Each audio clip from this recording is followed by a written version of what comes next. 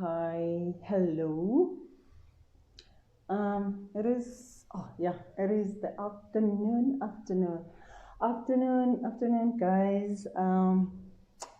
I hope you all good. I hope you all doing well and flourishing, and also drinking your water as you should. Today I decided to actually boil my water before I can drink because it's a little bit cold. It's a little bit cold, guys. So yeah, I thought let me just come in here and share a story about my food journey. so um, so I believe that we all have these confessions that we just want to sometimes hide, and sometimes like we're so ashamed. Oh, sorry. We're so ashamed of. Oh my goodness. All right, let's leave that there. Anyway, so we are so ashamed of even telling people about. So I have that kind of a confession to make. So um, it goes like this, guys. There, the confession that I have is about food and how I think it ended. It has actually shaped the way I view food. Yeah, welcome. I see there are some a few people. Thanks, guys, for coming around. Thanks for watching. Okay, so I said I have this confession to make about food. I used to, what is it? So back in the days, when I was doing a tertiary, I used to share a room with this other lady. This other lady and I were not, I hope you can actually hear me properly. Hi, hello, darling. Hi, Nozipo. So this other lady and myself were not even sharing the food, but we're sharing the room at tertiary, the residence. So there we were then eating separate food. This other time, I think she got the money because maybe it was the month end and stuff, and she then bought herself KFC. Guys, she bought herself KFC. KFC was the big deal. KFC is still the big deal. It is still the big deal. She bought herself a KFC and then she ate. Now, the lady that wasn't the one who would like eat the skinny part of the KFC, the outer part. She would then throw that. Well, that was the first time for me to see her buying KFC and eating it in front of me and throwing that skin with the bones. I was like, what? And during that time, I was so broke. Obviously, I hadn't gotten money from home. Wow, because whether it was the month end, literally because it's the month end, or it was the time where I was supposed to get money, I don't know. Because I never had to get money during month end. I would get money when they have money any time, but that came like very, like it was like scarce for me to get money all the time. So I would then watch eating some of the things, and I'll be like, I'm so like I want that. So this KFC story, she ate the KFC and she threw away the box. She threw it in the dustbin, the box of the KFC with the skin. I saw it, and then she quickly went out. Oh, after she left, I was like, thanks God, I am going to that dustbin. I'm gonna get that. That KFC. I got that box and I took out the skin. I ate the skin with whatever, maybe the bread that I had, and quickly, and then I just decided to clear the bin and throw things away. Then I felt much better, but I was feeling so ashamed that I ate KFC. I ate KFC. I ate skin actually. Thank you so much for the I ate KFC and I ate the skin, leftovers and stuff. I felt like I more like a pig and whatever. Anyway, but now let's just backtrack a bit about my story and the food. The story is this. At home, there was a time where we had a lot of food, guys. We had lots and lots of food. I think because we were less than or whatever, I don't know, maybe the rents had money then. They were like, providing, making sure that we get all the nutrients and the blocks and all of that. But at some point, as we're growing up, the whole food thing disappeared. And that is when exactly we needed more money. We needed more money, for school, for this and that, uniform, clothes, and kids were more grown up. So we all had these demands now for money and maybe food, obviously. And we couldn't get that. It was so like scarce to get the money, and that was the time when I had to go to high school and also then tertiary. And at tertiary, then that's when I then ate from the bin, from this lady. You guys put in your confessions about food. Mine is about me eating KFC skin from the bin. That's when I ate from the bin, on that lady's thing. And I remember this other time, the way it was so funny and serious, this food or money thing at home. It was that the other time I was waiting for them to send me money. I think my mother was going to deposit the money, and she didn't deposit. I was waiting, and no, I didn't receive any call or anything that the money has gotten into my account. When I called, actually my mother called later on and said to me, no, I was actually going to the bank to deposit the money for you so that you can buy some food and stuff. But I couldn't. When I was going to the bank, I got robbed by these guys. So she got robbed. She got robbed going to the bank to send me money. Now, at home, they couldn't then say, when are we going to try again, send you money? No, because they had to wait for such a long time to even get that one. In such a way that on my third year tertiary, I decided I'm getting myself a job. So I worked at this container, the Vodacom container where they let you, your phone. A long time ago when we used to not have cell phones, or cell phones we had, but we didn't have airtime, and there was no WhatsApp for that matter. And I used that, I would use that money to buy myself some, clothes and a little bit of food to eat. So that's how I survived on my third year there. But back to the story of me and what I have actually learned out of this. The story of me not having the money and not having the food, and the fact that we used to have food. When I now started working, guys, the only thing I would make sure that I buy is food. Like the way that I would feel so happy when I have food month end. Doesn't matter if I owe you money or I owe whoever money. If I had food, I have food to eat, then I am all good to go.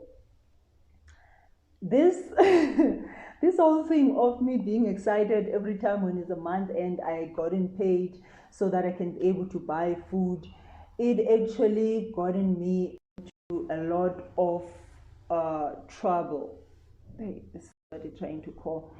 Gotten me into a lot of trouble because when I started working, I made sure that I eat the food that I never, I didn't get the chance to eat maybe when I was in high school or when I was in tertiary, when I was whatever, like the food that I wanted to eat all this time, and I wanted now to make sure that I get all this food and I eat it. So that's what happened. And why? Because long time ago I never used to have food. Now I'm telling myself that I can buy myself food, I can eat whatever that I want to eat, nobody's gonna say anything, it is my money and all of that. But what that is actually made me realize is that when I was busy eating that food and saying I am, comforting myself all the days and all the time where I never used to have food, it made me to lose track of what is it that I am eating when I say I'm eating food. Do I eat the food that is right for me? Do I eat the food that could, wow, all of a sudden everybody is looking for me. Do I eat the food that is right for me? Do I even listen to my body when I'm eating the food? What kind of food am I even eating, and all of these things? And it made me to, because guys, the whole thing of food and all, it really made me to have to look deeper into all these beliefs or all these things that were when ingrained, were just like in my subconscious mind, to say, then if I don't have food, or if I don't have meat in the fridge, or if I don't have this kind of food, which means I am lacking. You understand? In such a way that then I could go and borrow money so that I can buy that food, just so that I have the food. Even if maybe the month end is so close, I know that I'm going to be getting money, whatever. But then I will make sure that no, there's no way that I cannot have, I need to have. Then I would end up getting into some, these small money debts, like from people, to say I'm gonna give you back whatever because I wanna buy this, So it really landed me into a lot of trouble. But then I had to look deeper into why every time I don't have a certain kind of food, do I then also feel so threatened? It's like my life is threatened. Because obviously if I don't have maize meal, I would have maybe rice, or I would have whatever pasta. I could cook that. Maybe I know that I'm going to get money within maybe three days from whatever day. Then I could still sit and be able to eat. But I always wanted to make sure that my fridge has got like a lot of food, because I feel good when there is food. I know also this sounds so funny that I would even make sure that I buy things a little bit in bulk, just to make sure, while I'm like alone, just to make sure that I don't go, I don't have to lose that, I don't have to have lack of that whatever thing.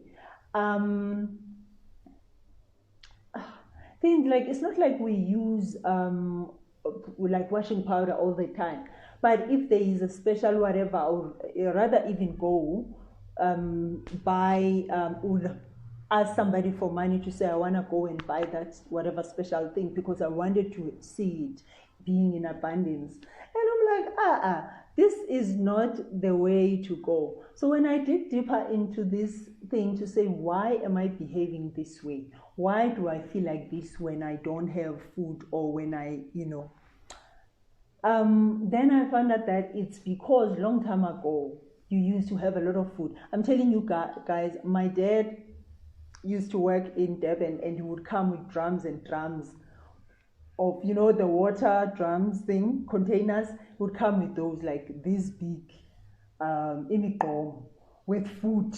We'd go and collect that from a bus with food. So I've been like there. Then all of a sudden that thing was like taken away from me. And when that thing was taken away, it threatened my life. And like it shook my ground, my ground was like just shaking. And when I went deeper to check, Why? It's because of that. Because afterwards, then we had so much, like we didn't have food, and we used to have, and now we had to go around borrowing from people or going to a spaza shop to get the shop to give us some food on credit as well, so that my mother can go and give when they have money, whatever the time. So it was this kind of drama all the time. And now it then answered my way of buying food now that I'm older, my way of behaving when it comes to eating food, my way of being so threatened when I do not have sugar, when I do not have this and that, my way of feeling like, oh, I need to buy a lot of this, even if I know that I don't use it a lot. I need to buy it in such a way that you buy, and because staying in a place where there's like less cupboards and stuff, and then you have to buy these things and you don't know where to put, and some of them they go off because wow, it's that they are a lot, and you cannot like finish them within that specific period of time, like the expiry date and stuff, and then they go off. So that messed me up. I think we all have a story where we do things and we just don't know why are we doing this. And when I looked deeper into this, I saw that yes, me having had no food at some point when I needed, having had lack in terms of eating food and whatever that I wanted to eat at tertiary level and time in my life where kids were like being sent there as if they are given their cards that they always had money and they would buy all the things that they wanted to buy, and I didn't have that. So when I started working and I started earning my own money and having my own money, then I said I am gonna show myself how it's like to. But at least I didn't buy Purity. Not that it makes any difference. I mean, it's a good thing to go and buy yourself a Purity if you always wanted to taste it and stuff. But I mean, there are just those things where you're like, I am gonna buy myself Nestum. I always wanted to eat Nestum because the other ladies were eating Nestum, and me, I didn't have money to buy it. Yeah, but then you would then go on and eating these things that are not right for you, these things that are not good for you, in the name of you saying, yes, I never used to eat these things. It was a long time ago when I never used to eat these things and all of that. And this I just got reminded about the story of the KFC and how now I can actually see where it was also like coming from, where it all began. But what I've learned out of this, and what I'm learning now that I'm helping people to actually look deeper into their way of eating and have a better relationship with their food, what I'm learning is that most of the things that we do in our adult life, it's because of what might have happened in our childhood and when we're growing up. And these things you will never know until you go back as far as back and check what happened to you when you were growing up.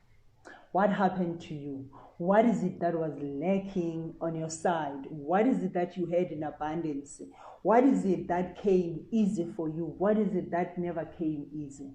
One example of many people that would come to me and say, Bongi, now I've tried everything. This whole losing weight, it's not happening to me. They would be saying, that when I was young, I used to be very skinny. I used to be very skinny, these kids at school, and when I was growing up, they were laughing at me. They were calling me Mr. Bones, for example, because we were like that much of the bones. And now the person, when now all of us, when we're in control, we think we're in control of a situation, we then tend to say it's payback time, baby. Then we go hard on eating and making sure that we gain, and we enjoy maybe the compliments that we're now getting when people start to say, oh, look at you, you are now becoming fresher. Oh wow, I like the way you look like an African woman, you know, as we know, African women, you know, curvaceous and all of these things, and maybe big, and you are that kind of a wife material, whatever that your people and your peers would say, and when you are growing up and stuff. And they would then say, I used to be like that, and now I enjoyed at a certain point, when I, you know, turned 16, and I started to be bigger and stuff, because I was also getting these compliments that I'm now bigger, I'm now fresh and nice. And then it got to be out of control because I wanted more of the compliments, and it meant that I needed to eat more. Right? And what a story. And I'll be like, yeah. So now you can see that all these things, most of these patterns, they start when you are very young, when you are growing up, when you want validation as if you are a parking ticket, you want validation from other people because somehow, somebody that you trusted so much, your teacher said you are so skinny, you don't even have to eat, you are wasting food because, or your mother said, you eat so much, but it doesn't show. And then you tend to eat more in your adult life because you want people to see that, now look at me, the food that you thought that was not getting me to be bigger and acceptable, now it does that, it makes me big and all. And then you now start to eat a lot, and then it gets out of control for you. And the opposite is true, that when you're growing up, you were called a boomba because you were that fat, the baby fat and all of that. And when you grew up, you told yourself that you're gonna be so skinny, everybody's gonna love you because all your friends apparently were skinny. I don't know why you chose friends that were skinny, that were also while you were also skinny, but it also just happens that we choose the people. Sometimes we choose people that we are or we want to be like. Then we choose those people and we become, because maybe when we're with them, we feel that maybe this thing might be rubbed off from them to us. And then when you are then growing up, you tend to be like so skinny, you then eat, and it becomes so abnormal.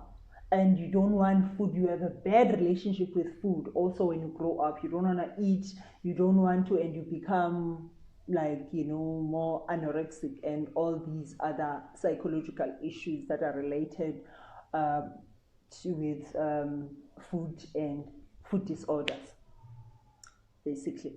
So there is always a story behind the things that we do. And obviously, I love meat so much. I love meat so much, guys. And I decided at some point to say, what is it in meat that I love so much? Why do I love meat so much, for example, in all of them? Then if you start questioning and answering these questions as to why are you doing what you're doing, you tend to get answers out of it.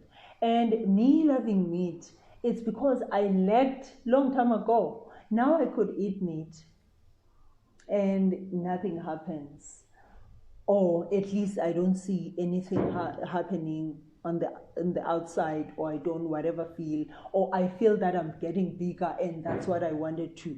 Maybe I wanted to be big, or or I wanted to just make sure that I feed that subconscious mind that said you never had the meat, you never, then you tend to indulge into some other things. Because look, there is nothing wrong with eating anything at all, but there is something wrong when you let that thing control you, and when you have panic attacks when you don't have that thing, when you have anxiety and you feel like your life is threatened, your roots are threatened, when you don't have that thing, there is surely something bigger that you need to look into. So this and more is actually what we delve deep into when we deal with the mindful eating and the program and the meal guide that I do with my clients. And that's the reason why most of the people, they will lose really more weight when they start to dig deeper into why they do what they do when they take the program, because they then understand that everything, even the food that they are eating a lot or they are not eating, it will always be there. Everything is there in abundance. Just because you do not have it now doesn't mean that it's not there. You cannot have it immediately when you want it. You have it. It doesn't mean that when there is a special somewhere you need to go buy a lot of that thing because you think that it's going to go, it's not going to be there, and when you have money, it's not going to be there for you to have it and all of that. So these are the things that we do and we talk about when we do that for the 4 weeks. And I am excited because the first 4 week of 2021 is starting on the 1st of February. We're doing this course. I actually, it's a new course now. It's got added things.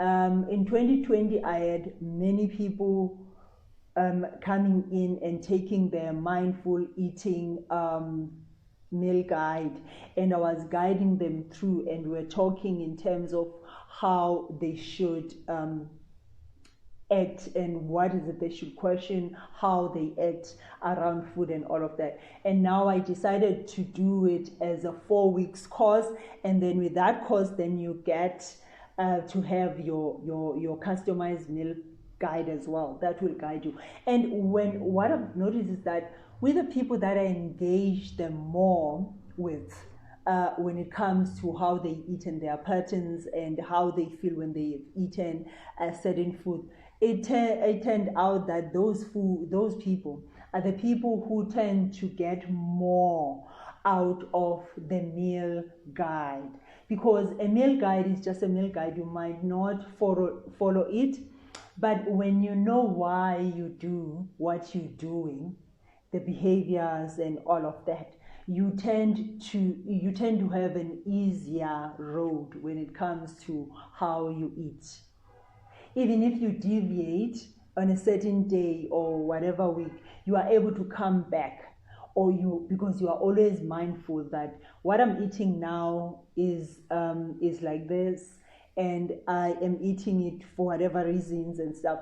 But you are able to talk yourself out of your own BS all the time, because you have dealt with more of your subconscious issues that you have, and the issues that you had when you were growing up, and as you grow up, what might have happened to you for you to eat the way you're eating, to drink the way you're drinking, to not drink the way you're drinking water. Maybe they said, no, don't drink so much water because you're going to pee at night, or you're going to whatever. It's inconveniencing, this thing of always going to pee. And when we were in class at school, they said, no, you can't be drinking a lot of water because you're going to miss out in a class when the teacher is teaching. But you are old now. You are able to take control. You are able. So these are the kind of things that you need to look at and know that now you are in control. Obviously now, I don't know when was the last time I ate KFC.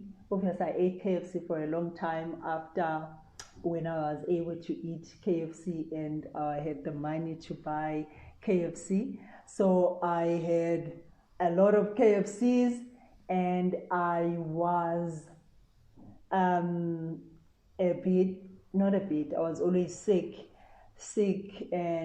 heartburn, stomach bloated, and all these things break out. And yeah, until I had to then love myself and say, because I love myself now, I know what that food is there. I can access it anytime, but I need to be true to myself and eat the things that are gonna make my stomach feel happier and fitter, you know. So that's what I wanted to share with you guys, that if you would like at all to get in touch with me and be part of the program where you're gonna question more of your food beliefs, then come in. Let's do this. We're starting on the 1st of February, and that program, together with the customized meal guide, it's 960. Gonna do that for 4 weeks, and you get to keep the guide where you can just go in with options. You check what you can eat and what things that are good for you that you can snack on, than snacking on the other things that would make you feel bad and you eat more of the bad stuff again. Because it's always like that. When you start to eat something that is bad, that you know you're not supposed to eat, then you start to punish yourself for eating that thing. You feel bad, you don't love yourself, you feel like a failure. And then from there your mind will say, what can we do to make you feel better? And then they will say, the time that your mind will be like, the time when she ate a cake, when he ate a cake, or when he drank that 1 glass of wine or 2 glasses, and the person felt better. So let's try and bring that up. So your mind is always there to protect you, to say, okay, fine, it's either you run from this or you fight back. Now, how you fight back, sometimes it's not a good way.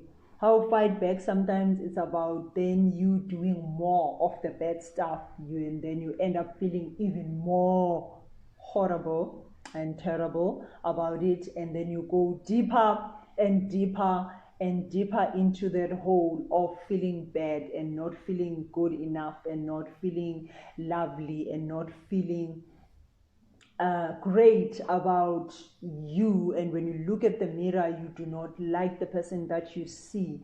And yeah, so it starts from those things, and we will be doing that and more. Guys, I just wanted to come in on my lunchtime to just say to you, we all have a story, and your confession really can maybe save somebody else one day. Start taking ownership of your food and your relationship. Start loving yourself that way and treating yourself better, because when you start treating yourself the way it's more feeling better on you, then you, even the people around you, they start knowing exactly what and how to treat you. So it all starts with us, and maybe your food story and all the other stories that we're told that might have an impact in your eating behavior currently. Okay, guys, that was Bungi, your fitness coach. I am a coach because I care about people. I help people. I do not want to just give people to say exercise and then leave them. No, I want to hold people and grow with people and ensure that people, they get out of a lot of things by just making sure that they're looking at how they eat, they're looking at how they exercise their body, and the two makes it all worthwhile, because when you are healthier, when you are fit, you are able to be even more fitter to do all the things that you want to do, and attack all your goals that you want to attack. You guys, it's been great, and I want to love and leave you. Connect with me, use me, guys. I'm here for you, and you guys remain healthy. Bye.